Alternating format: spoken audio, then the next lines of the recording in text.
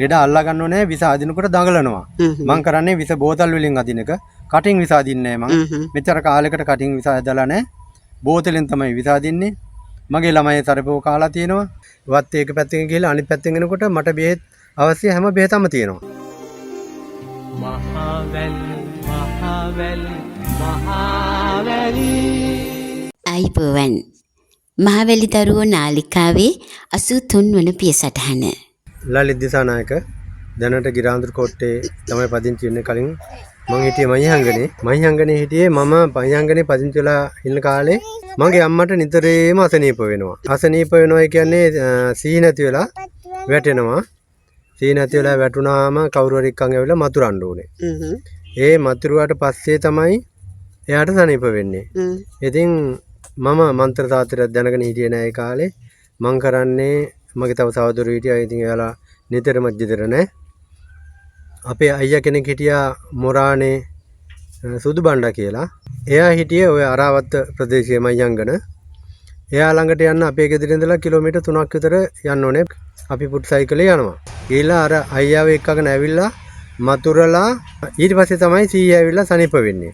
එතකොට ඉස්පිරිතාල තිබුණ නැද්ද? ඉස්පිරිතාල බෙහෙත් ගන්න ගියේ නැද්ද? ඉස්පිරිතාලේ තිබුණා. දැන් හොස්පිටල් තිබුණාට හොස්පිටල් වලින් මේවට ප්‍රතිකාර හරියන්නේ නැහැ. මේ යක්ෂ අමාරුවට කොච්චර ප්‍රතිකාර කරත් හරියන්නේ නැහැ.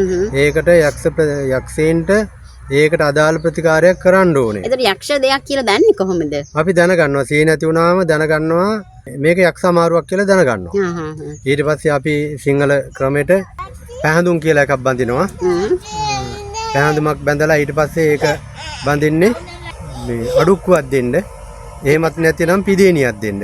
මේ දෙකෙන් එකක් එහෙම නැත්නම් යකුන් වලට එක්කෝ යකුමකට බාර වෙනවා. ඒ බාර වෙලා ඊට පස්සේ ලෙඩේ සනීප වෙනවා. දවස් 2-3කින් සනීප වෙනවා. මේ සනීප වුණාම අපි ඒ බාරේ ඔප්පු කරනවා. එක්කෝ යකුමන්නට නැත්නම් පිදේනියක් දෙනවා. එහෙම නැත්නම් අඩුක්කුවක් දෙනවා.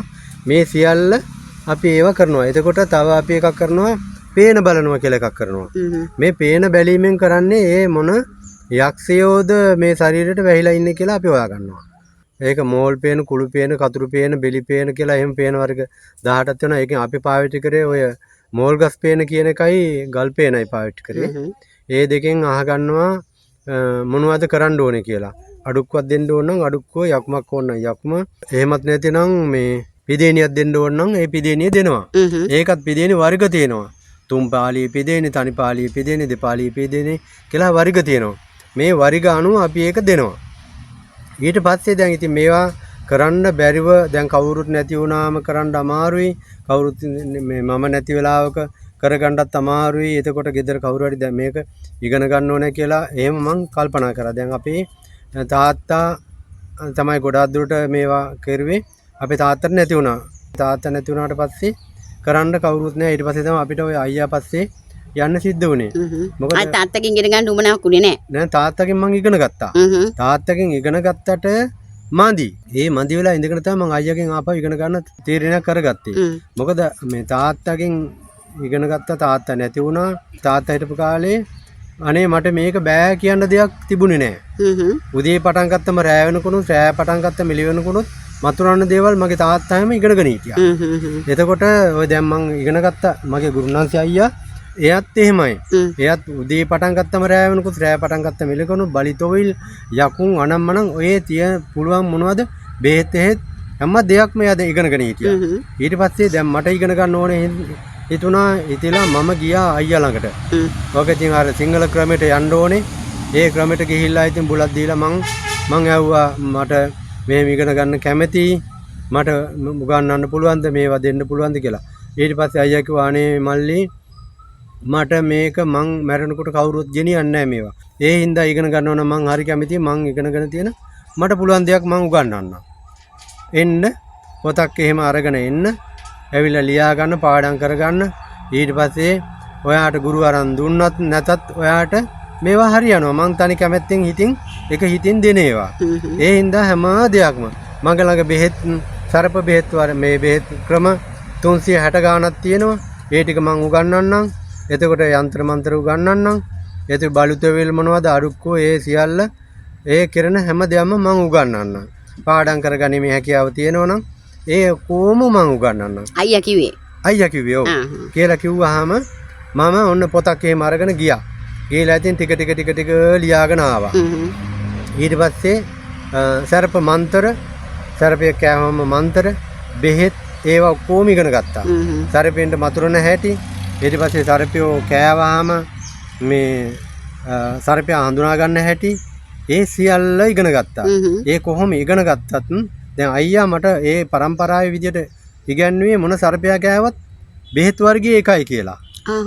වෙන් වශයෙන් කරන්න ඕනේ නැහැ. වෙන් වශයෙන් තියෙනවා. නමුත් එක්කෝ හැම සර්පයෙකුටම මේ එක බෙහෙතක් කරාම, එක පිළිවෙලකට කරාම ඒ සියලු විස යනවා. මොකද සර්පයාගේ කන වේලාව අනුව, ඒ දවසේ අනුව ලොකු සර්පයෙක් කෑවත් පොඩි සර්පයාට විස තියෙනවා. විස තියෙන්නේ. ඒ හින්දා මේ විදියට කරන්න කියලා ඉගෙනුවා. මම ඒ පිළිවෙලත් ඉගෙන ගත්තා. ඊට පස්සේ යන්ත්‍ර මන්ත්‍ර ඉගෙන ගත්තා. ගෙවල් වලට දාන හෝනියම්, මිනිසුන්ට කරන පැන්නුම් වගේ දේවල් කපන්න ඒ කැපිලිත් ඉගෙන ගත්තා. එතකොට තව නීති කුල බන්ධන කියලා අපේ සිංහල ක්‍රමයට මන්ත්‍ර ක්‍රමයක් තියෙනවා. ඒ ක්‍රමය ඉගෙන ගත්තා. ඉතින් ඒවා මේ හැම දෙයක්ම මම ඔය එක එක ගුරුන් වහන්සේලාගෙන් ඉගෙන ගත්තා. වෙදකම පැත්ත ගැන කොහොමද? වකුගඩු ගල් දිය වෙන්න බෙහෙත් ඉගෙන ගන්න තියෙනවා. ඒකට මට ගොඩාක් ලෙඩ වෙනවා. මම සනීප කරලා තියෙනවා. සීනි වගේ දේවලට සමාජ රෝගයක්. ඒක ගොඩාක් හැදෙන්නේ කාන්තාවන්ට. මේ රෝගෙට දැන් නම් ඉංග්‍රීසි ක්‍රමයට බෙහෙත් ඇති. නමුත් සිංහල ක්‍රමයට බෙහෙත් ගොඩාක් මම කරලා තියෙනවා. එතකොට දැන් ඔය සිංහල වෙදකම් කරන්න ඕන කරන ಔಷಧ එහෙම තියෙනවද හොයාගන්න? ඖෂධ තියෙනවා. දැන් වැඩි කොටසක් මම වත්තේ වවාගෙන ඉන්නවා. නම් වශයෙන් කියන්න බෑ. නම් වශයෙන් කියනවා නම් ගොඩාක් කියන්න ඕනේ. වත්තේ එක පැත්තකින් ගිහලා අනිත් පැත්තෙන් එනකොට මට බෙහෙත් අවශ්‍ය හැම බෙහෙතම තියෙනවා. එතකොට දුර්ලභ ගණේ බෙහෙත් වර්ග තිබුණා. ඒවත් මං ගෙනල්ලා මෙහි කැලෑවල දැක්කම ගෙනල්ලා හිටවා ගන්නවා. සූයන් වලින් ගෙනල්ලා මේ හිටවා ගන්නවා. සමහරවිට අපේ මහියංගන සංරක්ෂණ සභාව තියෙනවා. සංරක්ෂණ සභාවට එක එක්කෙනා ගෙනල්ලා පැල මේ ඖෂධ පැල පරිත්‍යාග කරනවා. ඒ වගේනොත් අපි ගෙනල්ලා ඒක හිටවා ගන්නවා. එහෙම කළා මම වත්තේ සම්පූර්ණ මට අවශ්‍ය මේ ඖෂධ වර්ග ගොඩාක් හරිය හිටවගෙන තියෙනවා. එතකොට ඒ හින්දා මට වෙන පිට පළාත් වලට යන්න අවශ්‍ය නැහැ. බෙහෙතක් වුමනා වුණා. දැන් කවුරු හරි සර්පෙක් කාලා ප්‍රතිකාරයක් ගන්නවත් මට වත්තේම තියෙනවා බෙහෙත් ටික. මට බය වෙන්න දෙයක් නැහැ. කවුරුත් මට ඕනේ කෙනෙක් හරි දෙන්නෙක් හරි අර ලෙඩ අල්ලා ගන්න ඕනේ විසාදිනකොට දඟලනවා. එතකොට ප්‍රතිකාර කරන්න මේ සපෝට් එකට කෙනෙක් කවුරු හරි ඕනේ. එක්කෙනෙක් හරි දෙන්නෙක් හරි. ඒ ඇරෙන්න මට බෙහෙත් මේක හොයාගන්න බැරි වෙයි කියලා කිසිම බයක් නැහැ. එතකොට මම එක එකනා ගෙනාපු සර්පයොත් සර්පෝ 100ක් විතර දැන් ඉන්නවා. මං ඒකට කිමිකල් එකක් දාලා හදාගෙන ඉන්නවා. බෝතල් වල දාලා තියෙනවා. ඊට කලින් මම ඔය එක එක තැන්වල ප්‍රදර්ශනයට අරන් ගිහිල්ලා සර්පයෝ කොහම හරි සර්පයෝ 100ක් 150ක් විතර මිනිස්සු ලස්සන සර්පයෝ අරන් ගියා. හොරෙන්. ඒ කියන්නේ ඒගේ වටිනාකමක් නැහැ. නමුත් ඒක එකන අරන් ගියා. ඒ විදිහට තමයි ඔය මන්ත්‍ර ශාස්ත්‍රෙත් එතකොට විදකමත් මම ඉගෙන ගත්තේ. එතකොට දැන් ඔය සාමාන්‍යයෙන් අපේ ගෙදර දොරේ දිනදාට ඕන කරන දේවල් දැන් බඩේ අජීර්ණයක් හැදුනොත්, බඩේ කැක්කුමක් හැදුනොත්, ඒ වගේ සමහර වෙලාවට දැන් අම්මලා කරන්නේ ඉක්මනටම ඉස්පිරිතාලට අරන් දුවන එකනේ. අරන් දුවන එක. එහෙම නෙමෙයි. මම සනීප කරලා තියෙනවා හොස්පිටල් වල ડોක්ටර්ස්ලා ඉන්නේ. ડોක්ටර්ස්ලාගේ ළමයිත් මම සනීප කරලා තියෙනවා. සමහර මේ නර්සස්ලාගේ ළමයි සනීප කරලා තියෙනවා. නර්සස්ලා සනීප කරලා තියෙනවා. සමහර ડોක්ටර්ලා ඉන්නවා හරි කරුණාවෙන් හරි හොඳට කතා කරලා ඒ විස්තරත් අහගන්න ડોක්ටර්ලා ඉන්නවා. ඒක ડોක්ටර් කෙනෙක් හිටියා. ඒ ડોක්ටර් ළඟට ලෙඩ්ඩු ආවම ඒ ડોක්ටර් බලනවා මේක අපේ ක්‍රමයට සනීප කරන්න පුළුවන් එකක්ද සිංහල ක්‍රමයට සනීප කරන්න පුළුවන් එකක්ද කියලා බලලා ඒ ડોක්ටර් මට කතා කරනවා. මට කතා කරලා කියනවා මේක මේ අපිට සනීප කරන්න බැරි එකක්. මේක මේ සිංහල ක්‍රමයට කරන එකක්. ඇවිල්ලා මෙන්න මගේ ඇඳ තියෙනවා. ලෙඩ පරීක්ෂා කරලා බලලා ඔයාට කරන්න පුළුවන් ප්‍රතිකාරයක් මෙයාට කරලා සනීප කරන්න කියලා එහෙම මට ලෙඩ්ඩු බාර දුන්න ડોක්ටර්ස්ලා කීප දෙනෙක් හිටියා. එතකොට මම ඒව සනීප වුණාද ඒගොල්ලෝ? සනීප වුණා. ඒගොල්ලෝ සනීප වුණා. පාරක හම්ුණත් මට කතා කරලා මේ ස්තුති කරලා යන මිනිස්සු අනන්තව ඉන්නවා. එහෙම සනීපෙච්ච අය. ડોක්ටර්ලත් එහෙම. ඒ වගේ මේ මෑතක කරපු දේවල් මොනවද එහෙම? මෑතක මම සනීප කරා. වකුගඩු ගල් වලට ප්‍රතිකාර ගන්න ස්කූල් සර්ලා ගොඩක් ආවා. අම්පාර පැත්තෙනුත් ආවා. මේ දිවුල පැලැස්ස කියලා කොටසක් තියෙනවා. දිවුල පැලැස්සේ ගෙවල් 100ක් තියෙනවා. ගෙවල් 100ම් 98කටම තියෙනවා මේ වකුගඩු ගල අසනීප. ඒ වගේ අය සනීප කරා. සනීපව කාපු අය ගේන්න වෙලාවක් නැහැ. උදේ හවස රෑ දවල් කියලා වෙලාවක් නැහැ. ඒ කාපු වෙලාවට ලෙඩා අරන් එනවා.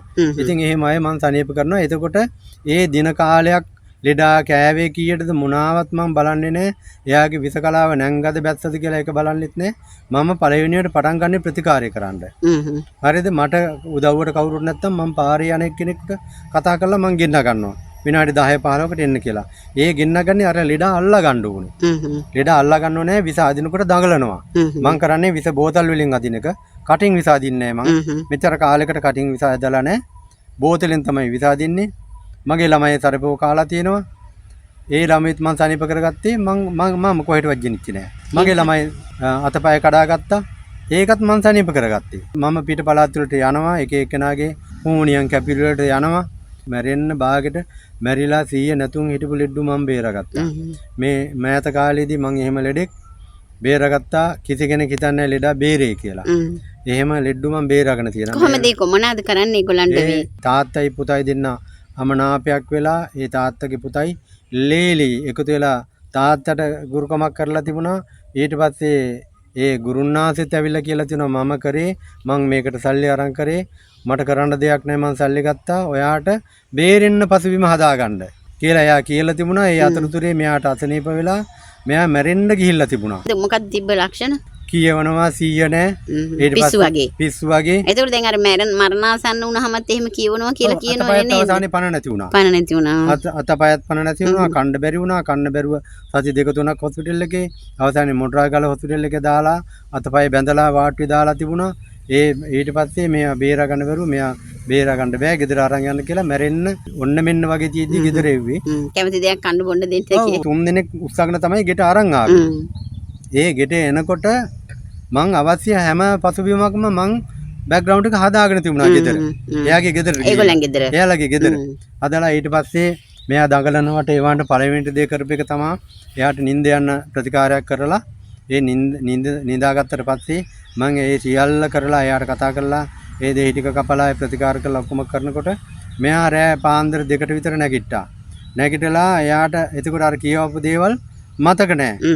එයාගේ ඔෆිස් එකක් තියෙනවා ඉඩම් සම්බන්ධව. එතකොට එක දේවල් සම්බන්ධව මේ ඒ ලියකිවිලි බලන්න ඔෆිස් එකට ගිහිල්ලා කැරකිලා කිව්වා දිසා මට දැන් සනීපයි කිව්වා. ඊට පස්සේ මං කිව්වා තාම ආර කමන්නේ දැන් තාම එළිය වැටලා නැහැ ගිහිල්ලා බුදියා ගන්න කියලා යවලා අනිත් වැඩ ටික කරලා ඊට පස්සේ ඉවර වෙලා පාන්දර මෙයා නැගිටලා අර එයාගේ හිටපු කලින් හිටපු තත්ත්වය මුකුත් මතක නැහැ. එයා අර ඔෆිස් එක බලලා ඒ මේ ඔක්කොම කරගත්තා. දැන් දෙයියනේ කියලා ඕන තැනක එනවා යනවා. හොඳට සනීපයි. කිසි මිනිහෙක් හිතුවේ නැහැ මෙයා බේරාගනී කියලා සනීප වෙයි කියලා. හරි. එහෙම දේවල් මම සනීප කරා. ඉතින් මේක මේ යන්ත්‍රය මන්ත්‍රය කියන එක සමහර අය නරකටත් පාවිච්චි කරනවා. මම නම් පාවිච්චි කරේ නරකට නෙමෙයි හොඳට පාවිච්චි කරන්නේ. මගේ තියෙන දේවලුත් මගේ හිතවතුන්ගේ යාළුවන්ගේ තියෙන දේවලුත් මං කරලා දෙනවා. ඉතින් සමහර කට්ටිය අපිටත් ඔය එක දේවල් කරන්න හිතාගෙන අදහස් කරගෙන ඇති. මං යන කොහේ ගියත් මං ගාල්ල මාතර පැත්තෙත් යනවා. එක වැඩවලට ගියාම සමහරව අහනවා තනියෙන් දාවි කියලා. ඇයි කියලා ඇහුවාම මේ ඉන්න මහා නරක මිනිස්සු ගුරුකම් කරන කට්ටිය ඉන්නේ. ඉතින් ඔයාට මොනවා හරි කරොත් අපි කොහොමද බේරගන්නේ කියනවා. මං එතකොට කියනවා අනේ එයා දන්න ටිකනේ එයා කරන්නේ. මං බය නැහැ. මං යන තැනකට යන්නේ මං තනියම. මං ආවේ ලෙඩෙක් සනීප කරන්න. මං ඒක කරනවා. ඒ කරන කෙනෙක් මට කරපු ආවේ. කරන ගුරුකම් මොකක් හරි. මං බය නැහැ.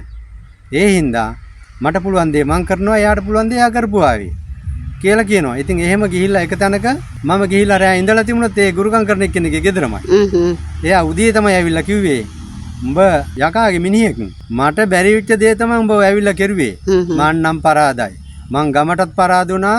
උඹටත් පරාද වුණා. මම ආයි මේ වැඩේ කරන්නේ නැහැ. තව ලෙඩ දුන්නා ගෙන්නලා දෙන්නම් කිව්වා. ඒ වගේ එයා මට සෙට් කරලා දුන්නා කොහමද 5-6 දෙනෙක් ওই මැරෙන්න වැටලා හිටපු ලෙඩ්ඩු මං සනීප කරා ගිහිල්ලා. ඉතින් එහෙම පුජ්‍යල වෙනවා සමහර විට එයත් මොනවා හරි කරලා බැරි තැන වෙන්න ඇති.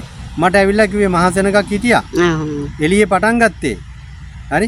එළියේ පටන් ගන තැපල් දෙපාර්තමේන්තුවේ හිටිය අධ්‍යක්ෂ කෙනෙක්ගේ දුවේ ලෙඩ වෙලා ඒකට ඔය නවලක හොස්පිටලේ ડોක්ටර් කෙනෙකුත් මං සනීප කරා. ඔය එක එක රටවල ගිහිල්ලා ලක්ෂ ගණන් වේදම් කළා. බැරි වෙච්ච කෙනෙක් මමයි අයියා ඉලායතුලා අපි දෙන්න සනීප කරා. කොයි කාලෙද? දැන් අවුරුදු ගාණක් වෙනවා.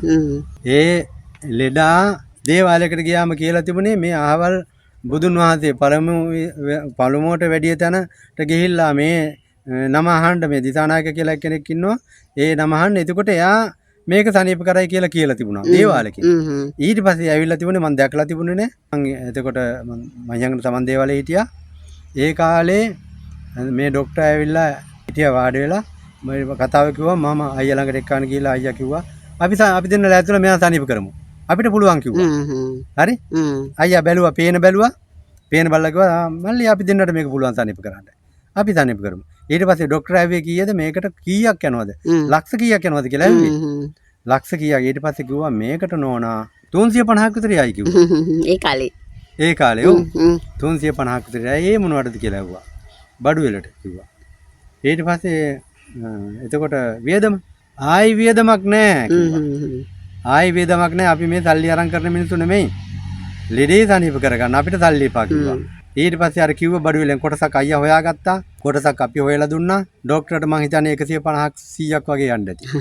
හරි. තද පහක්වත් ගත්තේ නැහැ. මට ගන්නත් එපා කිව්වා. අපි ගත්තේ නැහැ සල්ලි. ડોක්ටර් සනීපයි. ඊට පස්සේ මං ගියාම දෙයියන්ට වගේ සැලකුවා. 300කට වැඩි හිටියා කට්ටියට අඳුන්වලා දුන්නා. මොකද්ද ડોක්ටර්ට වෙලා තිබ්බේ? තරුණ කාලේ දීපු වසී ගුරුකමක් පිළිකාව හැදී. ඒක වමනය කරන්න තමයි අවශ්‍යතාවය තිබුණේ. ඉතින් ඒක අපි බෙහෙත් දීලා ඒ අවශ්‍ය කටයුතු කරලා ඒක වමනය කෙරුවා. ඒක තමයි කරලා තිබුණේ. ඒක ඇමරිකාවේ කියලා ලක්ෂ 40ක් ගියා කිව්වා. තව කොයිද ඔන්න ලක්ෂ 60ක්ද කොයිද ගියා කිව්වා. ඒ වගේ රජෙන් වියදම් කරලා තිබුණා. ඒ බැරි වෙලා අවසානට තමයි ඔය කතන්දරේ කුණ්ඩසාලේ දේවාලකින් කියලා තිබුණේ. ඉතින් ඒ කුණ්ඩසාලේ දේවාලෙත් හොඳ බලගත්ු දේවාලයක් වෙන්න ඕනේ. නැත්නම් මේ අහවල් කෙනාවල් තැන කියලා කියන්නත් සමහරුන්ට බෑනේ. ඉතින් ඔහොම කියලා හොයාගෙන ඇවිල්ලා තිබුණා. ඉතින් ඒ වගේ දේවල් අපි කරනවා. අපි කියන්නේ මම කරනවා මට පුළුවන් විදිහට. ඉතින් ඒ වගේ දේවල් මම කරලා තියෙනවා. ඉතින් අදත් තියෙනවා මට එකක් දඹුල්ලේ ඔන්න ලෙඩේක වැඩක් තියෙනවා කියලා මට ඊයේ ඉඳන් කතා කරනවා. අද එන කියලා මං අද හවස මං කිව්වා අහවල් බඩු ටික මට අවශ්‍යයි. ඒ ටික ආදලා කොහොම හොයලා කරලා ඒ වට වියදම් එහෙම කොහමද ඒගොල්ලෝ ගෙවනවද දෙනවද ඒගොල්ලන්? සමහර කට්ටිය අපරාධ කියන්න බෑ මට මේ වියදම් දෙනවා. සමහර කට්ටිය නැති බර අය ඉන්නවා. එහෙම දුන්නම සමහර මන් නොගෙන තන් තියෙනවා. සමහර අයට මේ වියදම් කරගන්න බෑ. සමහර අය මේ අසාධ්‍ය ලෙඩු ඉන්නවා. එතකොට ඒ ලෙඩටත් වියදම් කරලා මටත් වියදම් කරගන්න අපහසු කට්ටිය ඉන්නවා. එහෙම අයට වියදම් කරගන්න ගොඩාක් දුරට අමාරුයි. ඉතින් එහෙම දෙයක් තියෙන එහෙම විදිහට ඉන්න ලෙඩෙක් ඉන්න තැනකට ගියාම කවදාවත් අපි හිතන්න හොඳ නැහැ මුදලක් ගන්න ඕනේ කියලා. ඉතින් ඒක පුළුවන් විදිහට කරලා දීලා ලෙඩ බේරා ගන්න එක තමයි කරන්න ඕනේ පළවෙනි දේ. ඔබතුමිය ඉස්සෙල්ලා ඇහුවා මේ බඩ එකක්මකට එහෙම අජීර්ණයකට වුණාම මොකද්ද කරන්න ඕනේ කියලා. අජීර්ණයට මතුරන්න ඕනේ. ඔළුව එකක්මකට මතුරන්න ඕනේ. පිච්චුනාම මතුරන්න ඕනේ. කැපුණොත් ලේ නතර වෙන්න මතුරන්න ඕනේ. වෙන මොනවාරි ලෙඩ රෝග තිබුණොත් ඒක සර්වාංග රෝගයට මතුරන්න ඕනේ. මේ දේවල් කරන්න ඕනේ. සමහරවිට බඩ එකක්මකට විතරක් මතුරලා හරියන්නේ නැහැ. මේ මතුරන කෙනා දැනගන්න ඕනේ ඒ ලෙඩාට මතුරන පිළිවෙල. බඩ එකක්මකට නැත්තම් ඔළුව එකක්මකට මේ සියල්ලට මන්ත්‍ර වලින් සනීප කරලා මේ මතුරලා සනීප කරන්න පුළුවන්. එතකොට මේකට බෙහෙතක් ගන්න අවශ්‍ය නැහැ. ඉස්සර කාලේ මේ හැම දෙයකටම මේ හොස්පිටල් යන්න ඕනේ බෙහෙත් ගන්න ඕනේ කියලා දෙයක් තිබුණේ නැහැ. අපි ගොඩාක් දුරට කරේ අපේ ගුරුවරු හිටපු කාලේ ඒ කරපු දේවල් කොටසක් මම ඉගෙන ගත්තා. 100%ක්ම නෙමෙයි. දැන් 100%ක් ඉගෙන ගත්තා කියන්න බෑ. අපේ ගුරුවරු කරපු දේවල් අපිට කරන්න බෑ. මට කරන්න බෑ. නමුත් ඒ ඉගෙන ගත්ත ටික මට ලෙඩෙක්ගේ පණ බේරා ගන්න හොඳටම ඇති. බෙහෙතක් නොගෙන මට පුළුවන් විදිහට මම මේ මන්ත්‍ර ශාස්ත්‍රයෙන් සිංහල වෙදකමෙන් මම ලෙඩු සනීප කරනවා. ගොඩාක් මේනකොට මම සනීප කරලා තියෙනවා. තැපෑලෙන් කරන වැඩ මුකුත් කරන්නේ නැහැ. ලෙඩුන්ට දේවාලෙන් හදලා තැපෑලේ යවන්නෙත් නැහැ. ඒ මුකුත් කරන්නේ මම ලෙඩා ළඟට ගිහිල්ලා කරන ප්‍රතිකාරයක් විතරයි කරන්නේ. මට ඉඩ පාඩුවක් නැහැ මෙතන ලෙඩු ගෙන්නලා මෙතන තියාගන්න. එතකොට විදමඳුරු වගේ හදාගන්න ඒවා නැහැ. මං වෙදකමෙන් කරන්නේ වැඩියෙන් සරපුව කෑවහම ප්‍රතිකාර කරනවා. බැරි තැනකට දැන් ගොඩාක් දුරට කරන්නේ හොස්පිටල් වලට එක්කගෙන යන එක. හොස්පිටල් එකෙන් සනීප කරගත්තොතින් ආපහු සිංහල වෙද මහත්තයෙක් ළඟට ගිහිල්ලා විස ඇදලා සනීප කරගන්න ඕනේ. අද මම කතා බහට සම්බන්ධ කරගත්තේ ගිරාන්දිරිකෝටේ ලලිත් දිසානායක වෙද මහතා. දිසානායක මහත්මයාගේ දුරකථන අංකය 072 400යි 3400 072 400යි 3400. එමනම් අදට නවතිනවා. හමුවෙමු තවත් දවසක. ඔබට වාසනාවන්ත හෙට දවසක්.